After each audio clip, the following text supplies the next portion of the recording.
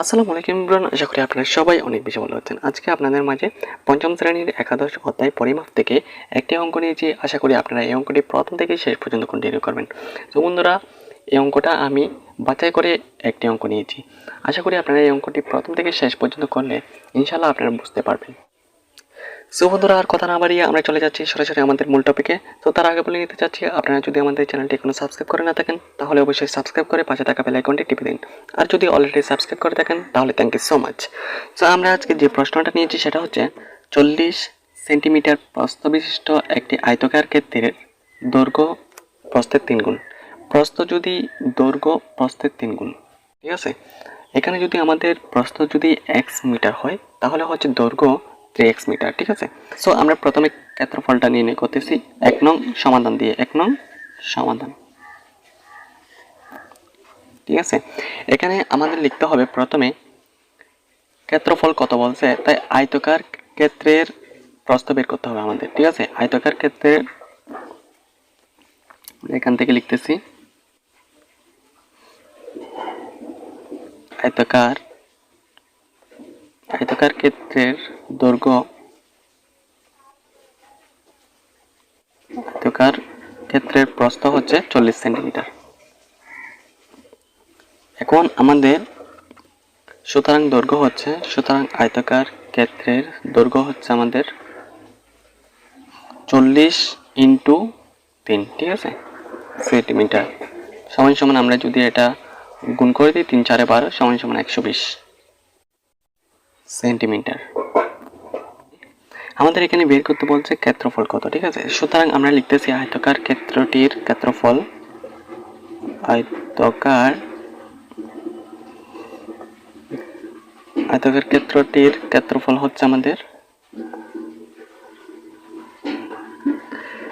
120 into 40, এটা হচ্ছে বর্গ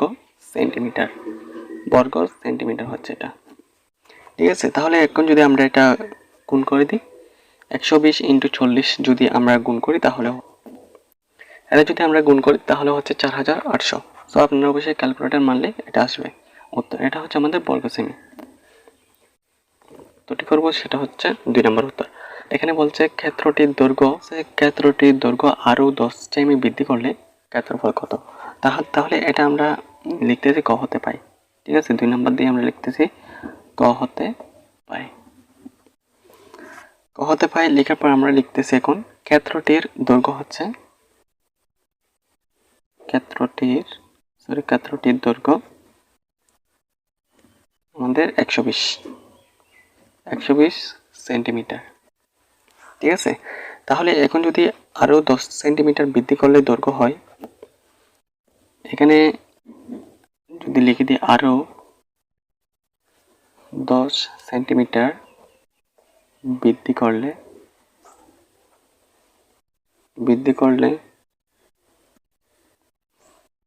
দৈর্ঘ্য হবে আমাদের কত, 120 যোগ 10, ঠিক আছে, সমান সমান বা দিয়ে আমরা লিখতেছি 130 হচ্ছে আমাদের সেন্টিমিটার।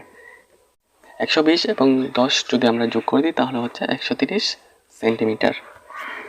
তাহলে এখন যদি আমরা লিখি সুতরাং ক্ষেত্রটির ক্ষেত্রফল নির্ণয়, এখানে ক্ষেত্রফল নির্ণয় করতে বলছে, ঠিক আছে। সুতরাং ক্ষেত্রফল হচ্ছে আমাদের 130 ইন্টু 40, ঠিক আছে, 40 সেন্টিমিটার। তাহলে এখন যদি আমরা এটা গুণ করে দিই, এটা বর্গমিটার লিখে দিচ্ছি। সুতরাং 130 ইন্টু 40 যদি আমরা গুণ করে দিই তাহলে হচ্ছে 5200, এটা হচ্ছে আমাদের বর্গ সেন্টিমিটার, ঠিক আছে। সো বন্ধুরা, এটাই হচ্ছে আমাদের উত্তর। এটা হচ্ছে আমাদের 1 নম্বর প্রশ্নের উত্তর, আর এটা হচ্ছে আমাদের 2 নম্বর প্রশ্নের উত্তর। সো বন্ধুরা, আপনারা যদি পঞ্চম শ্রেণীতে পড়েন অবশ্যই আপনাদের জন্য এটা খুবই একটা বেস্ট অঙ্ক। অবশ্যই আপনাদের এটা পরীক্ষার মধ্যে আসতে পারে। সো বন্ধুরা, আপনাদের যদি এই ক্লাসটি ভালো লাগে তাহলে আপনাদের বন্ধুদেরকে শেয়ার করবেন, তারাও যাতে এখান থেকে ফ্রিলি শিখতে পারে। সো বন্ধুরা, আর আপনাদের কোন কোন বিষয়ে প্রবলেম আছে, কোন কোন অধ্যায় নিয়ে আপনাদের প্রবলেম, সেটাও আমাদের কমেন্ট বক্সে জানাবেন। ইনশাআল্লাহ চেষ্টা করব সেই প্রশ্নের উত্তর নিয়ে আসার।